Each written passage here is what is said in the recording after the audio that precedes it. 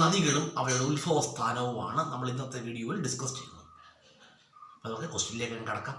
നദികളൊക്കെ വളരെ വിശദമായിട്ട് ഞാൻ ഒരുപാട് തവണ പല വീഡിയോകളിൽ ചെയ്തിട്ടുണ്ട് കേട്ടോ. ഒറ്റ വീഡിയോ ആയിട്ട് ചെയ്തിട്ടുണ്ട്, പല ചോദിച്ച വീഡിയോ ആയിട്ട് ചെയ്തിട്ടുണ്ട്. അപ്പോൾ തൽക്കാലം അതിനോട്ടൊന്നും പോകണ്ട, ജസ്റ്റ് നദികൾ ഉത്ഭവിക്കുന്ന സ്ഥലം മാത്രം പറഞ്ഞു പോകാം.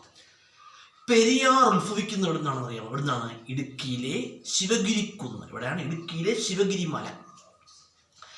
ഭാരതപ്പുഴ ഉത്ഭവിക്കുന്ന എവിടെ നിന്നാണ്? ഭാരതപ്പുഴ ഉത്ഭവിക്കുന്ന എവിടെ നിന്നാണ്? ഭാരതപ്പുഴയുടെ ഉത്ഭവസ്ഥാനം എന്ന് പറഞ്ഞാൽ തമിഴ്നാട്ടിലെ ആനമലയാണ്, ആനമല. അതുപോലെ പമ്പ ഉത്ഭവിക്കുന്ന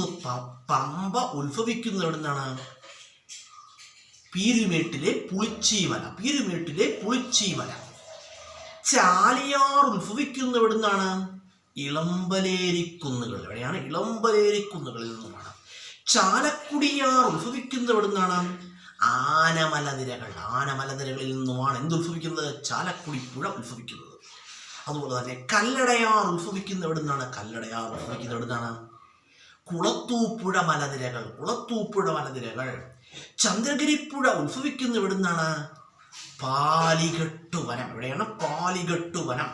മഞ്ചേശ്വരം പുഴ ഉത്ഭവിക്കുന്ന എവിടെ നിന്നാണെന്ന് അറിയാം? എവിടെയാണ് മഞ്ചേശ്വരം പുഴയുടെ ഉത്ഭവസ്ഥാനം എന്ന് പറഞ്ഞാൽ ബാലപ്പൂണിക്കുന്ന്. ഇതാണ് ബാലപ്പൂണിക്കുന്ന്. അതുപോലെ കരമനയാർ ഉത്ഭവിക്കുന്നത് അഗസ്ത്യാമലയിൽ നിന്നുമാണ്, അഗസ്ത്യാമലയിൽ നിന്നുമാണ്. അതുപോലെ തന്നെ പറയുകയാണ് നെയ്യാർ ഉത്ഭവിക്കുന്നത് എവിടെയാണ്?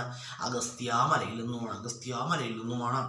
അതുപോലെ തന്നെ വളരെ പ്രധാനപ്പെട്ട ക്വസ്റ്റ്യനാണ്, തൂതപ്പുഴ ഉത്ഭവിക്കുന്ന എവിടെ നിന്നാണ്? Silent Valley. എവിടെയാണ്? സൈലന്റ് വാലിയിൽ നിന്നും ഉത്ഭവിക്കുന്ന നദിയാണ് തൂതപ്പുഴ.